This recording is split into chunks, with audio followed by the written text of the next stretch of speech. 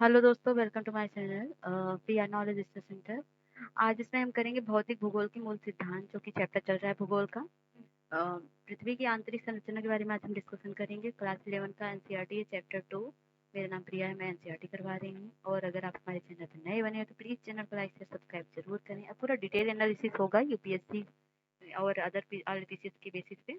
तो इसको मैं पूरा लाइन बाय लाइन कवर करूंगी। आप कुछ लोग ऐसा करना कि मैं बुक पढ़ रही हूँ, क्या कर रही हूँ, बिकॉज मैं नहीं चाहती कि कोई भी चीज़, कोई पॉइंट स्किप हो। और मैं इसको लाइन बाय लाइन करने चाहिए ताकि आप लोग आराम से इसको एक दो बार देख सकें, सुन सकें।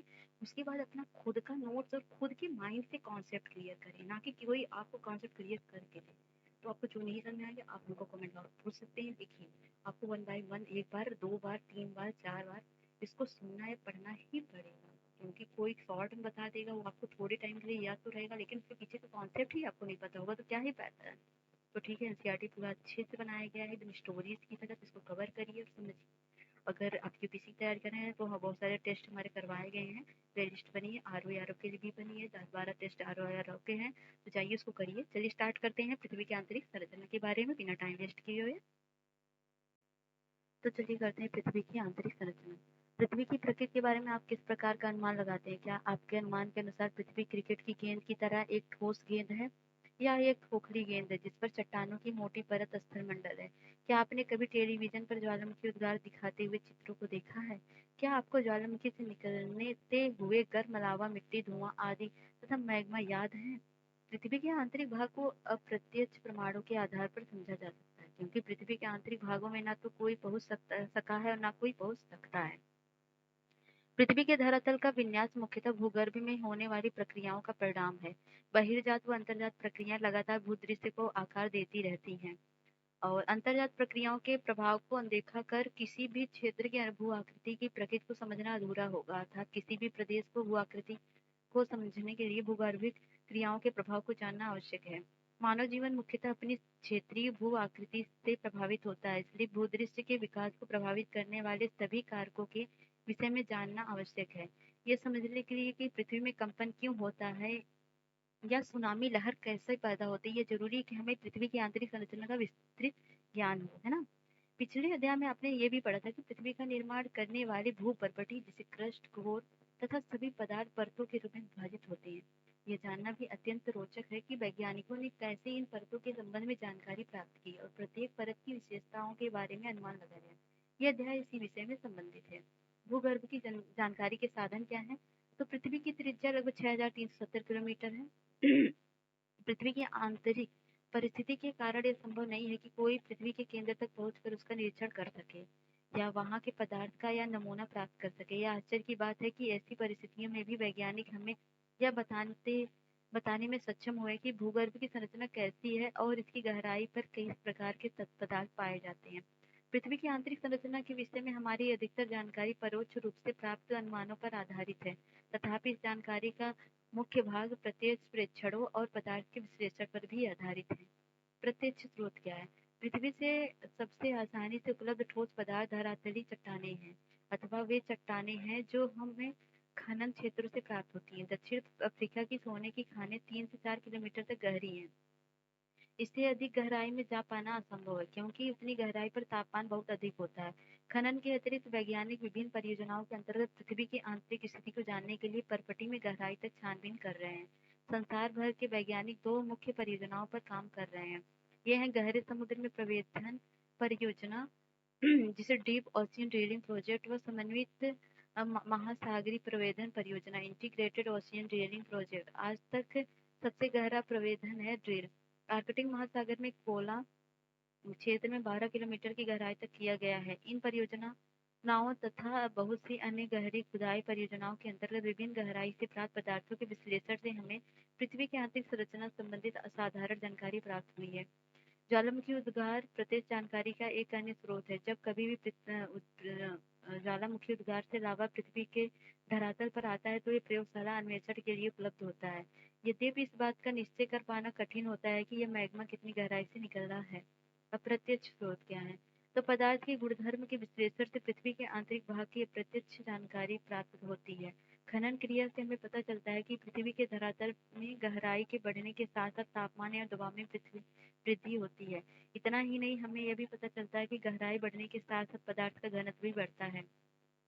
तापमान, दबाव, घनत्व में इस परिवर्तन की दर को आंका जा सकता है। पृथ्वी की कुल मोटाई को ध्यान में रखते हुए वैज्ञानिक ने विभिन्न गहराइयों पर पदार्थ के तापमान, दबाव एवं घनत्व के मान को अनुमानित किया है। पर प्रत्येक परत के संदर्भ में इन लक्षणों का सविस्तार वर्णन इसी अध्याय में आगे किया गया है। पृथ्वी की आंतरिक जानकारी का दूसरा प्रत्यक्ष स्रोत उल्काएं हैं, जो कभी-कभी धरती पर पहुंचती है। हालांकि हमें यह भी ध्यान रखना चाहिए कि उल्काओं के विश्लेषण के लिए उपलब्ध पदार्थ पृथ्वी के आंतरिक भाग से प्राप्त नहीं होते हैं, परंतु उल्काओं से प्राप्त पदार्थ उनकी संरचना पृथ्वी से मिलती जुलती है। ये वैसे ही पदार्थ के बने ठोस पिंड हैं जिनसे हमारा ग्रह बना है। अतः पृथ्वी की आंतरिक जानकारी के लिए उल्काओं का अध्ययन एक अन्य महत्वपूर्ण स्रोत है। अन्य प्रत्यक्ष स्रोतों में गुरुत्वाकर्षण, चुंबकीय क्षेत्र और भूकंप संबंधी क्रियाएं शामिल हैं। पृथ्वी के धरातल पर भी विभिन्न अक्षांशों पर गुरुत्वाकर्षण बल एक समान नहीं होता। यह ध्रुवों पर अधिक एवं भूमध्य रेखा पर कम होता है।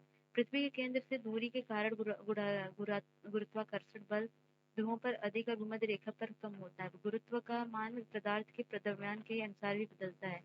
पृथ्वी के भीतर पदार्थों का असमान वितरण भी इन भिन्नता को प्रभावित करता है। अलग-अलग स्थानों पर गुरुत्वाकर्षण की भिन्नता अनेक अन्य कारकों पर भी प्रभावित होती है। इस भिन्नता को गुरुत्वीय विसंगति ग्रेविटी एनोमली कहा जाता है। गुरुत्व विसंगति हमें भूपर्वती में पदार्थ के द्रव्यमान के वितरण की जानकारी देती है। चुंबकीय सर्वेक्षण भी भूपर्वती में चुंबकीय पदार्थ के वितरण की जानकारी देते हैं। भूकंपीय गतिविधियां भी पृथ्वी की आंतरिक जानकारी का एक महत्वपूर्ण स्रोत है, अतः हम कुछ विस्तार से इस पर चर्चा करेंगे। भूकंप क्या है? भूकंपीय तरंगों का अध्ययन पृथ्वी की आंतरिक परतों का संपूर्ण चित्र प्रस्तुत करता है। और साधारण भाषा में भूकंप का अर्थ होता है पृथ्वी का कंपन। ये एक प्राकृतिक घटना है, ऊर्जा के निकलने के कारण तरंगे उत्पन्न होती हैं जो कि सभी दिशाओं में फैलकर भूकंप लाती हैं। पी तरंगे, यस तरंगे और धरातली तरंगे आप तैयार सकते हैं पहुंचने का समय। तो प्रायः भ्रंश के किनारे किनारे की ही ऊर्जा निकलती है। भूपर्वती की सैलों में गहन दरारें ही भ्रंश होती हैं। भ्रंश मतलब जो खांच का बना होता है। भ्रंश के दोनों तरफ सैलें विपरीत दिशा में गति करती हैं। जहां ऊपर के सैलखंड दबाव डालती हैं, उसके आसपास घर्षण उन्हें परस्पर बांधे रहती है। फिर भी अलग होने की प्रवृत्ति के कारण एक समय घर्षण का प्रभाव कम हो जाता है, जिसके परिणामस्वरूप सैलखंड विकृत होकर अचानक एक दूसरे की विपरीत दिशा की ओर सरक जाती है। इसके परिणामस्वरूप ऊर्जा निकलती है, जो ऊर्जा तरंगे सभी दिशाओं में गतिमान होती है। वह स्थान जहाँ से ऊर्जा निकलती है भूकंप का उद्गम केंद्र फोकस कहलाता है ना। और इसे अपकेंद्रण भी कहा जाता है। ऊर्जा तरंगे अलग अलग दिशाओं में चलती है ना, और पहुंचती हैं और अलग अलग दिशाओं में चलती हैं और पृथ्वी की सतह पर पहुंचती हैं। भूतल पर पृथ्वी को जो उद्गम अ, पृथ्वी का जो उद्गम केंद्र के समीपतम होता है, अ, अधिकेंद्र एपिसेंटर कहलाता है। अधिकेंद्र पर ही सबसे अधिक तरंगों का महसूस किया जाता है। अधिकेंद्र उद्गम केंद्र के ठीक ऊपर 90 डिग्री कोण पर होता है, मतलब सीधा ऊपर। भूकंपीय तरंगे अर्थक्वेक वेव क्या होता है? सभी प्राकृतिक भूकंप स्थल मंडल में ही आते हैं, मतलब लिथोस्फीयर पर। इसी अध्याय में आगे आप पृथ्वी की विभिन्न परतों के बारे में पढ़ेंगे। अभी इतना समझ लेना पर्याप्त है कि स्थल मंडल पृथ्वी के धरातल से 200 किलोमीटर तक की गहराई वाले भाग को कहते हैं। इसी अध्याय में आगे आप पृथ्वी की विभिन्न परतों के बारे में पढ़ेंगे। अभी इतना समझ लेना पर्याप्त है कि स्थल मंडल पृथ्वी के धरातल से 200 किलोमीटर तक की गहराई वाले भाग को कहते हैं। भूकंप मापी यंत्र जिसे सिस्मोग्राफ सतह पर पहुंचने वाली भूकंप तरंगों को अभिलेखित करता है। चित्र भूकंपी तरंगों का अभिलेखीय वक्र दिखाता है कि यह वक्र 3 अलग बनावट वाली तरंगों को प्रदर्शित करता है। बुनियादी तौर पर भूकंपी तरंगे 2 प्रकार की होती हैं, भूगर्भित तरंगे व धरातली तरंगे। भूगर्भीय तरंगे उद्गम केंद्र से ऊर्जा के मुक्त होने के दौरान पैदा होती है और पृथ्वी के अंदरूनी भाग से होकर सभी दिशाओं में आगे बढ़ती हैं। इसलिए इन्हें भूगर्भिक तरंगे कहा जाता है। भूगर्भिक तरंगों एवं धरातली तरंगों सैलों के मध्य अन्योन्य क्रिया के कारण कई तरंगे उत्पन्न होती हैं, जिन्हें धरातली तरंगे कहते हैं। ये तरंगे धरातल के साथ साथ चलती रहती हैं और तरंगों का वेग अलग अलग घनत्व वाले पदार्थों से गुजरते परिवर्तित हो जाता है।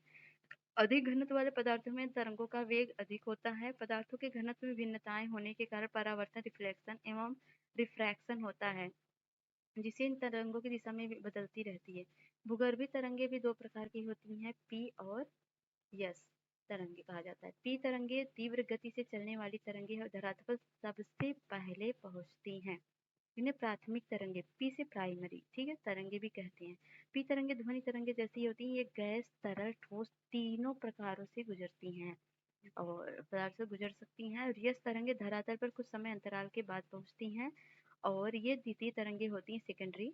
यस तरंगों के विषय के महत्वपूर्ण तथ्य है कि केवल ठोस पदार्थों के माध्यम से चलती है। याद रखिए, डिफरेंसेस पूछता है एग्जाम में।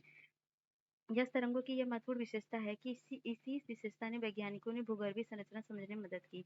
परावर्तन रिफ्लेक्शन से तरंगे प्रतिध्वनित होकर वापस लौट आती हैं, जबकि आवर्तन से तरंगे कई दिशाओं में चलती हैं। भूकंप लेखी रुखरेखी पर बने आरेख के तरंगों की दिशा भिन्नता का अनुमान लगाया जा सकता है।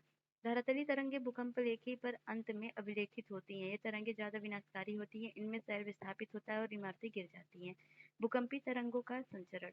तो भिन्न भिन्न प्रकार की भूकंपी तरंगों के संचरित होने की प्रणाली भिन्न भिन्न होती है। जैसे ये संचरित होती है तो शैलों में कंपन होती है। पी तरंगों से कंपन की दिशा तरंगों की दिशा के समानांतर ही होती है।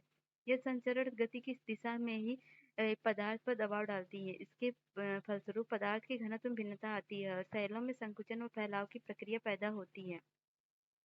अन्य 3 तरह की तरंगे संचरण गति के समकोण दिशा में कंपन पैदा करती हैं। ये तरंगे ऊर्ध्वाधर तल में तरंगों की दिशा के समकोण पर कंपन पैदा करती हैं, अतः यह जिस पदार्थ से गुजरती हैं उससे उभार व गर्त बनाती है।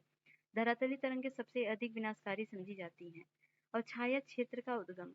भूकंप लेखी यंत्र पर दूरस्थ स्थानों से आने वाले भूकंपी तरंगे अभिलेखित होती हैं। यदि कुछ ऐसे क्षेत्र भी हैं जहां पर कोई भी भूकंपी तरंग पी तरंगों की बहुत ने को ही दर्ज करते हैं और यह तरंगों को अभिलेखित नहीं करते हैं। तब वैज्ञानिकों का मानना है कि भूकंप अधिकेंद्र 105 डिग्री से 145 डिग्री के बीच का क्षेत्र जहां कोई भी भूकंपी तरंगे अभिलेखित नहीं होती हैं। दोनों प्रकार की तरंगों के बीच ये छाया क्षेत्र शैडो जोन है। 105 डिग्री के परे पूरे क्षेत्र में ये तरंगे नहीं पहुंचती, ठीक है। और ये तरंगों का छाया क्षेत्र पी तरंगों के छाया क्षेत्र से अधिक विस्तृत होता है। भूकंप केंद्र के 105 डिग्री से 145 डिग्री तक पी तरंगों का छाया क्षेत्र एक पट्टी बैंड के रूप में पृथ्वी के चारों तरफ प्रतीत होता है। यह तरंगों का छाया क्षेत्र न केवल विस्तार में बड़ा, वरन यह पृथ्वी के 40% भाग से भी अधिक है। इसका अगर आपको भूकंप अधिकेंद्र का पता हो तो आप किसी भी भूकंप का छाया क्षेत्र रेखांकित कर सकते हैं। किसी भूकंप केंद्र को जानने के लिए बॉक्स पृष्ठ में देख सकते हैं। ये पी तरंग छाया क्षेत्र देख सकते हैं। आपको बताया गया ना, यस जो है वो ठोस से नहीं गुजरता, लेकिन पी तो गुजरता है। नहीं, अब क्या बताया, जो ये पी है ठोस द्रव सबसे गुजरता है, लेकिन यस ठोस से नहीं गुजरता है, तो ये साइड से निकल गया है। और ये पी आप देखिए क्रॉस करती हुई ऐसे गया है, ठीक है। और यस तरंग को अगर देखेंगे आप, इधर अखरोट पे कोई प्रभाव नहीं है, वो यहीं पर रुक जाते हैं, विचलित हो जाते हैं, इससे रिफ्लेक्ट हो जाते हैं, 105 से और 105 तक जाते हैं। और पी तरंगे लगभग 45 आप देख सकते हैं। भूकंप प्रकार। देखिए यहाँ पर लिखा था ना, लेकिन ऐसे क्षेत्र भूकंपी छात्र एक तो पढ़े उठा है। भूकंप प्रकार तो सामान्य विवर्तन टेक्टोनिक भूकंप की अधिक आते हैं। ये भूकंप भ्रंश तल के किनारे चट्टानों के सरक जाने के कारण उत्पन्न होते हैं। एक विशिष्ट वर्ग के विवर्तनिक भूकंप को ही ज्वालामुखी वल्कॉनिक भूकंप समझा जाता है। भूकंप अधिकांशतः सक्रिय ज्वालामुखी क्षेत्र तक ही सीमित रहते हैं। खनन क्षेत्र में कभी कभी अत्यधिक खनन कार्य से भूमिगत खानों की छत ढह जाती है, जिससे हल्के झटके महसूस किए जाते हैं। इन्हें कोलैप्स भूकंप कहा जाता है। कभी कभी परमाणु व रासायनिक विस्फोट से भी भूमि में कंपन होती है। इस प्रकार के झटकों को एक्सप्लोजन भूकंप कहते हैं। जो भूकंप बड़े बाघ वाले क्षेत्रों में आते हैं उन्हें बांध जनित भूकंप कहा जाता है। भूकंप की माप। भूकंपी घटनाओं का मापन भूकंपी तीव्रता के आधार पर अथवा अ, एक मिनट भूकंप अथवा आघात की तीव्रता के आधार पर किया जाता है। भूकंपी तीव्रता की मापन रिक्टर स्केल के नाम से जाती है। भूकंपी तीव्रता भूकंप के दौरान ऊर्जा मुक्त होने संबंधित है। इस मापनी के अनुसार भूकंप की तीव्रता 0 से 10 तक होती है। आघात की तीव्रता गहनता को इटली के भूकंप वैज्ञानिक मार्कैली के नाम से जाना जाता है। ये झटकों से हुई प्रत्यक्ष हानियों द्वारा निर्धारित की जाती है। इसकी गहनता 112 तक होती है, सॉरी। भूकंप के प्रभाव। भूकंप एक प्राकृतिक आपदा है। भूकंपी आपदा होने से प्रकोप निम्न है, जैसे भूमि का हिलाना, धरातलीय विसंगति, भूस्खलन, पंख स्खलन, मृदा द्रवण, सॉइल लिक्विफिकेशन, और धरातल का एक तरफ झुक जाना, हिमस्खलन, और धरातलीय विस्थापन, बाढ़ व तट संबंध के टूटने से बाढ़, आग लगना, इमारतों का टूटना तथा ढांचों का ध्वस्त होना, वस्तुओं का गिरना और सुनामी आना। ये आप चित्र देख सकते हैं, ज्वारी लहरों और तबाही का एक दृश्य। और ज्वारी लहरों द्वारा विनाशकारी दृश्य सब कुछ देख सकते हैं हम। उपरोक्त सूचीबद्ध प्रभाव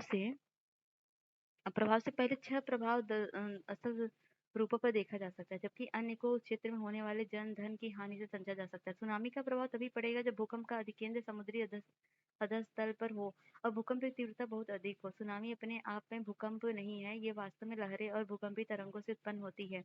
यदि मूल रूप से कंपन की क्रिया कुछ सेकंड रहती है, फिर ही यदि भूकंप की तीव्रता रिक्टर स्केल पर 5 से अधिक हो तो इसके परिणाम अत्यधिक विनाशकारी होते हैं। भूकंप की आवृत्ति।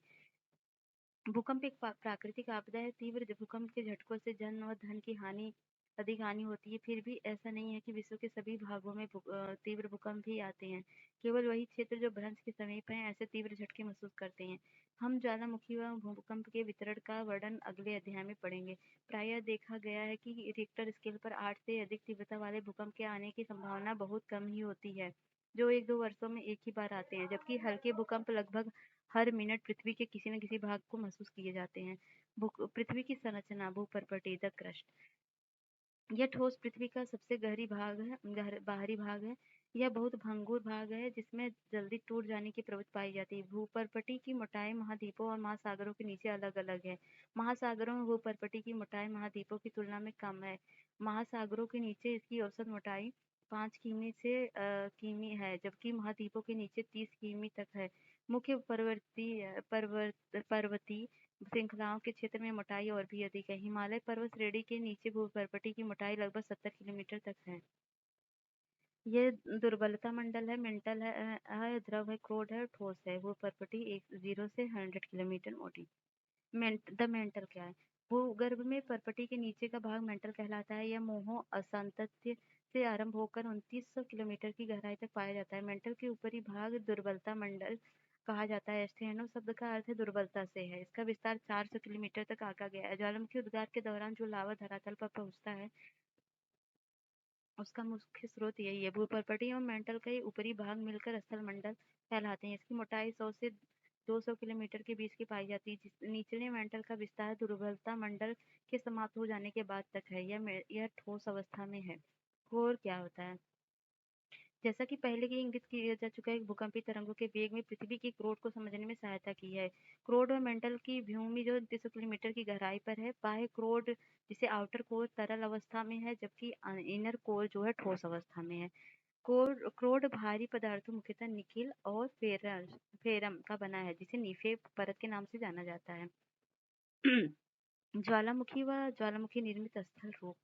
तो आपने अनेक प्रकार के ज्वालामुखी के चित्र देखे होंगे। ज्वालामुखी वह स्थान है जहाँ से निकलकर गैस, राख तथा तरल चट्टानी पदार्थ लावा पृथ्वी के धरातल पर पहुंचता है। यदि यह पदार्थ कुछ समय पहले ही बाहर आया हो या अभी निकल रहा हो तो ज्वालामुखी सक्रिय ज्वालामुखी कहलाता है। तरल चट्टानी पदार्थ दुर्बलता मंडल से निकलकर धरातल पर पहुंचता है। जब यह पदार्थ मेटल के ऊपरी भाग में यह मैग्मा कहलाता है। जब यह भूपटल के ऊपर या धरातल पर पहुंचता है तो यह लावा कहा जाता है। यह पदार्थ जो धरातल पर पहुंचता है उसमें लावा प्रवाह, लावा के जमे हुए टुकड़ों का मलबा, ज्वालामुखी बम, राख, धूलकण व गैसें जैसे नाइट्रोजन यौगिक, सल्फर यौगिक और कुछ मात्रा में क्लोरीन, हाइड्रोजन व आर्गन शामिल होते हैं। ज्वालामुखी उद्गार की प्रवृत्ति और धरातल पर विकसित आकृतियों के आधार पर ज्वालामुखी को वर्गीकृत किया जाता है। कुछ मुख्य विशेष ज्वालामुखी निम्न प्रकार से हैं। शीर्ष ज्वालामुखी। बेसाल्ट प्रवाह को छोड़कर पृथ्वी पर पाए जाने वाले सभी ज्वालामुखियों में शीर्ष ज्वालामुखी सबसे विशाल है।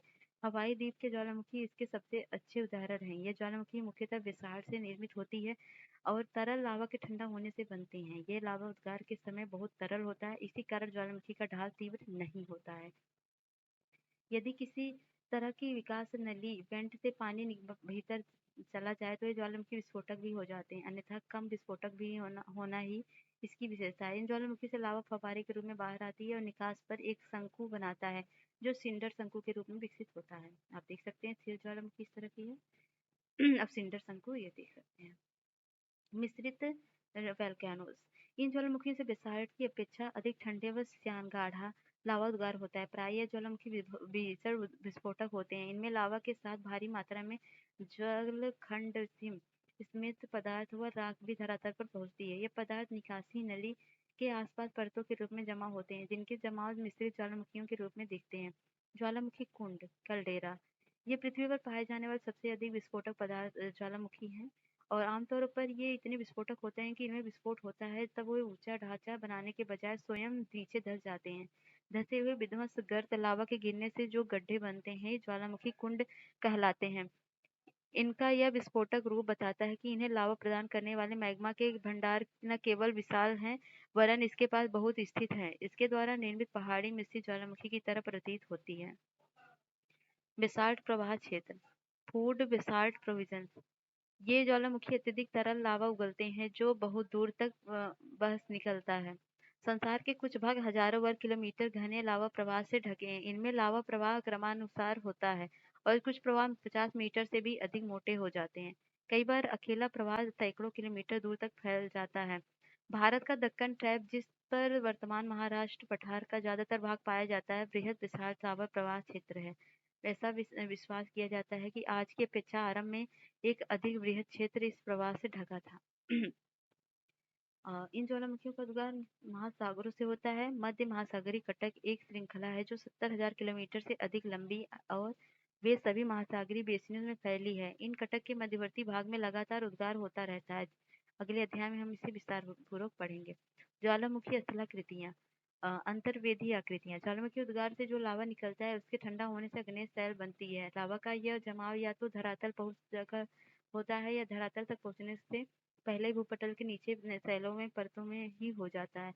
लावा के ठंडा होने के स्थान पर आधार पर अग्नेय शैलों का वर्गीकरण किया जाता है। ज्वालामुखी शैलें जब लावा धरातल पर पहुंचकर ठंडा होती हैं और पाताली जिसे प्लेटोनिक शैल जब लावा धरातल के नीचे ठंडा होकर जम जाता है। जब लावा भूपटल के भीतर ठंडा हो जाता है तो कई आकृतियां बनती हैं। ये आकृतियां अंतर्वेदी आकृति जिसे इंटेंसिव फॉर्म कहते हैं। और इनमें से कुछ चित्र दिखाए गए हैं जैसे कि यहाँ पर मिश्रित ज्वालामुखी ये है और लावा मेसा यहाँ पर है और सिंडर यहाँ पर है और लावा पठार यहाँ पर जो फैला हुआ है और ज्वालामुखी डोम गुंबद के आकार का होता है विकर्णी भित्ति के साथ ज्वालामुखी ग्रीवा यहाँ पर है देख सकते हैं। सिंडर कुंड ये रहा और ये भस्म प्रवाह सब कुछ देख सकते हैं। ज्वालिकाएं हैं और ये है भित्ति है स्कंद है। इसको हम अलग चित्र दिखा देंगे इसमें ज्यादा क्लियरिटी नहीं है। बैथोलिथ्स, यह मैग्मा का बड़ा पिंड भूपर्पटी में अधिक गहराई पर ठंडा हो जाए या एक गुंबद के आकार में विकसित हो जाए तो अनाच्छादन प्रक्रियाओं द्वारा ऊपरी पदार्थ के हट जाने पर ही ये धरातल पर प्रकट होते हैं। ऐसे विशाल क्षेत्र फैले होते हैं और कभी कभी इनकी गहराई भी कम कई किलोमीटर तक होती है। ये ग्रेनाइट के बने पिंड होते हैं। इन्हें बैथोलिक कहा जाता है जो मैग्मा भंडारों के रूप में जमे हुए भाग हैं। लैकोलिथ, ये गुंबदानुमा विशाल अंतर्वेदी चट्टानें जिनका तल समतल व एक पाइप रूपी वाहक नली के नीचे जुड़ा होता है। इनकी आकृति धरातल पर पाए जाने वाले मिश्रित ज्वालामुखी के गुंबद से मिलती है। अंतर्लेखन यह होता है कि लैकोलिथ गहराई में पाया जाता है। कर्नाटक के पठार में ग्रेनाइट चट्टानों की बनी ऐसी गुंबदाकार पहाड़ियां हैं। इनमें से अधिकतर अब अपपतित एक्सफोलिएटेड हो चुकी हैं वह धरातल पर देखी जा सकती हैं। लैकोलिथ व बैथोलिथ के अच्छे उदाहरण हैं। लेपोलिथ फाइकोलिथ व लेसिल क्या है? तो ऊपर उड़ते लावे का कुछ भाग क्षैतिज दिशा में पाए जाने वाले कमजोर धरातल में चला जाता है। यहाँ यह अलग अलग आकृतियों में जम जाता है। यदि यह तस्तरी के आकार में जम जाए तो यह लेपोलिथ कहलाता है। कई बार अंतर्वेदी अग्नेय चट्टानों की मोड़दार अवस्था में अपनति एंटीक्लाइन के रूप में व अभ्यंती सिनक्लाइन के रूप में लावा का जमाव पाया जाता है। परत नुमा लहरदार चट्टानें एक निश्चित वाहक नली से मैग्मा भंडारों से जुड़ी होती हैं जो क्रमबद्ध बैथोलिथ में विकसित होती हैं। यह ही फैकोलिथ कहलाते हैं। अंतर्वेदी अग्नेय चट्टानों व क्षैतिज तल में एक चादर के रूप में ठंडा होना सील व सीट कहलाता है। जमाव को मोटाई के आधार पर इन्हें विभाजित किया जाता है। कम मोटाई वाले जमाव को सीट व घटे मोटाई वाले जमाव को सील कहते हैं। डाइक क्या होता है? जब लावा का प्रवाह दरारों से धरातल के लगभग समकोण होता है और अगर यह इसी अवस्था में ठंडा हो जाए तो एक दीवार की भांति संरचना बनाता है। यही संरचना डाइक कहलाती है। पश्चिमी महाराष्ट्र क्षेत्र के अंतर्वेदी अग्नेय चट्टानों में यह प्रकृति से बहुतायत पाई जाती है। ज्वालामुखी उद्गार से बने दक्कन ट्रैप के विकास में डाइक उद्गार की वाहक समझी जाती है। तो ये बहुवैकल्पिक क्वेश्चन है जिसको तो करना बहुत इंपॉर्टेंट है आपके लिए। तो करिएगा और ए बी करके हमको आंसर बताइएगा जरूर क्योंकि हम आपके आंसर का इंतजार करेंगे। और कैसे लगा ये चैप्टर बताइएगा जरूर और जो भी बताया गया आप एक बार इसको रिवाइज जरूर करिएगा सब क्या क्या है। मिलते हैं नेक्स्ट वीडियो में नेक्स्ट चैप्टर के साथ। और जाने से पहले हमारे चैनल को ऐसे सब्सक्राइब जरूर करिएगा। तब तक के लिए जय हिंद जय भारत।